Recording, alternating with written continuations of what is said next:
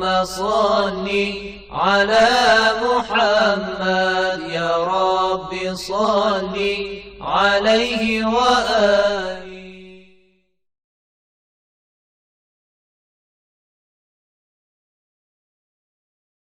A'udzu billahi minasyaitonir rajim. Bismillahirrahmanirrahim. Alhamdulillahirabbil alamin wassalatu wassalamu ala rasulil a'zam Muhammadin sallallahu alaihi wa alihi wasallam wa ala ahli baitihi thayyibin at-tahirin wa ashabihi al-muntajibin. Aqulu lakum assalamu alaikum warahmatullahi wabarakatuh.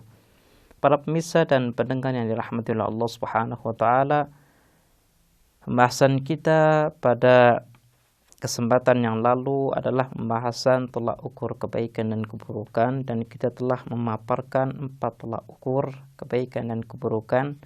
Pada kesempatan yang baik ini kita akan memasuki inti perbedaan ulama teolog terkait dengan kebaikan dan keburukan rasional atau secara akal. Inti persoalan yang ada di kaum teolog adalah tolak ukur yang keempat.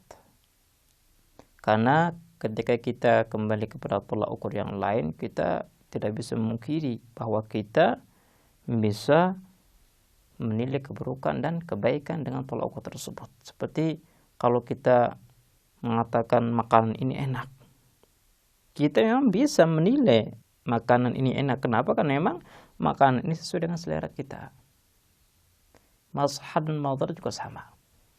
Tapi ketika kita berbicara tentang tolak ukur yang keempat, yaitu sesuatu yang seharusnya dilakukan dan tidak seharusnya dilakukan, apakah akal mengetahui tanpa bantuan syariat atau tidak? Contoh seperti perbuatan bohong. Apakah perbuatan bohong merupakan perbuatan yang tidak boleh dilakukan oleh manusia, zat yang berakal atau tidak? Dalam hal ini terjadi perbedaan antara kaum Asy'ariyah dan kaum Adliyah. Adliyah adalah Mu'tazilah dan Imamiyah. Asy'ariyah mengatakan bahwa akal itu tidak mengetahui kebaikan dan keburukan kecuali ada nas dan penjelasan dari agama bahwa ini adalah buruk, ini adalah baik. Selama agama tidak mengatakan bahwa perbuatan berbohong itu buruk, maka akal tidak mampu menilai bahwa perbuatan berbohong adalah buruk. Selama syariat atau agama tidak menjelaskan bahwa memberikan hadiah, bersedekah adalah baik, maka akal tidak mampu menilai bahwa perbuatan ini adalah perbuatan baik. Ini menurut kaum Asy'ariyah. Menurut kaum Adliyah, mereka memandang bahwa apa yang disampaikan oleh Asy'ariyah merupakan sesuatu yang bertentangan dengan realitas, yang bertentangan dengan logika kita, yang bertentangan dengan kenyataan yang ada. Kaum Adliyah, mereka menjelaskan berbagai argumentasi, dan di sini saya akan menyebutkan 2 argumentasi untuk membuktikan bahwa akal manusia bisa mengetahui kebaikan dan keburukan tanpa bantuan syariat sedikit pun. Ada 2 argumentasi yang sempat saya catat di sini. Argumentasi yang pertama adalah argumentasi yang disebut oleh Al-Muhaqqiq At-Tusi dalam kitab beliau, di mana beliau mengatakan walintifaihima mutlaqan law thabata syar'an. Kalau seandainya kita menerima pendapat Asy'ariyah, maka kita tidak akan mungkin mengetahui kebaikan dan keburukan sama sekali. Asy'ariyah yang mengatakan bahwa kita bisa melakukan penilaian, memberikan penghukuman bahwa sesuatu itu baik atau buruk melewati syariat, semuanya akan gugur. Kenapa? Karena konsep akal bisa mengetahui kebaikan dan keburukan ditolak. Saya akan jelaskan dengan detail sehingga argumentasi yang dipaparkan oleh Muhaqqiq Tusi bisa jelas.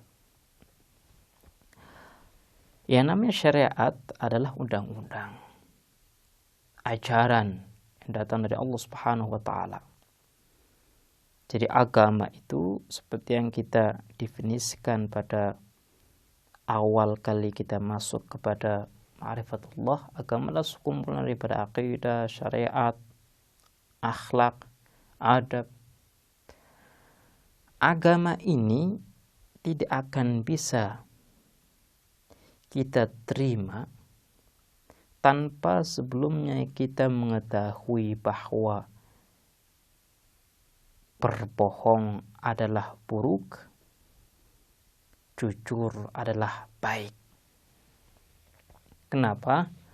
Karena di saat kita tidak mengetahui bahwa jujur adalah baik, bohong adalah buruk, maka kita tidak bisa menerima ajaran Nabi, menerima agama Allah Subhanahu wa taala. Kenapa? Karena boleh jadi apa yang disampaikan oleh Allah semuanya adalah dusta.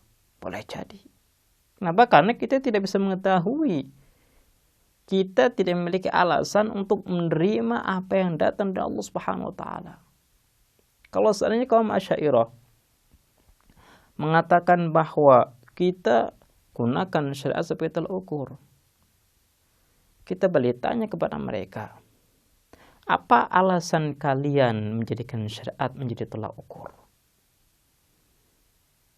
Apakah kalian memiliki keyakinan yang kuat bahwa syariat yang kalian dapatkan adalah benar? Kalau seandainya mereka mengatakan iya, kami meyakini, keyakinan Anda dengan landasan apa? Anda tidak bisa berdalil dengan syariat. Kenapa? Karena nanti akan daur. Jadi sesuatu yang seharusnya dibuktikan kebenarannya terlebih dahulu dijadikan sebagai argumentasi. Ini namanya suatu proses pemikiran yang di luar hukum logika. Saya ulang lagi. Ketika kita menolak suatu konsepsi, satu konsep, satu pemikiran bahwa akal kita mampu menilai keburukan dan kebaikan dalam sesuatu, dalam perbuatan, maka sama dengan kita meniadakan tolak ukur syariat. Jadi kalau kita sudah meniadakan tolak ukur syariat, kita pun tidak mengerti apa itu baik, apa itu buruk. Kita seperti batu, tidak mengetahui apa-apa. Akal yang kita miliki tidak berfungsi sama sekali. Ini adalah argumentasi dan sekaligus sangkalan kaum Adliyah terhadap kaum Asy'ariyah yang meyakini bahwa tolak ukur kebaikan dan keburukan adalah syariat. Kemudian argumentasi yang kedua. Argumentasi ini disebutkan oleh Al-Mahalli dalam kitab beliau, di mana beliau mengatakan kalau seandainya akal manusia tidak mampu menilai kebaikan dan keburukan, maka kita pun tidak akan bisa mengenal dan mengetahui kenabian seseorang. Karena yang namanya nabi itu pasti memiliki mukjizat. Lah, mukjizat itu tidak boleh diberikan kepada orang-orang yang dusta. Karena dengan mukjizat inilah kita bisa mengerti bahwa orang ini nabi dan orang ini bukan nabi. Kalau orang membawa mukjizat, maka kita yakin bahwa itu adalah nabi.